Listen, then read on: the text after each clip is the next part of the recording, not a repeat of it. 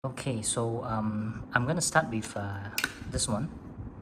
So what do we do is that we remove the screws here. Okay, so here is where you install the micro SD card. I'm not sure if you can see. Yep, this slot here is used to install the micro SD card.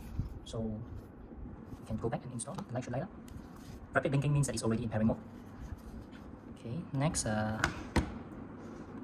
turn on the focal corner app. Click on the plus. Click on the smart doorbell. Key in your password. Okay, so here we are now. Make sure that this is rapid blinking. Then just point them together. Okay, you hear that sound? So that means that the prompt, yeah, it's already linked. You must make sure that you hear the sound before you click on the connecting. Yep, there you go.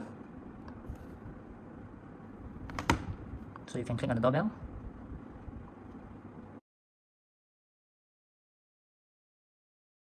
Connect the power source.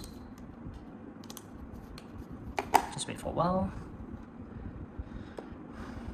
Hold the button. Just click.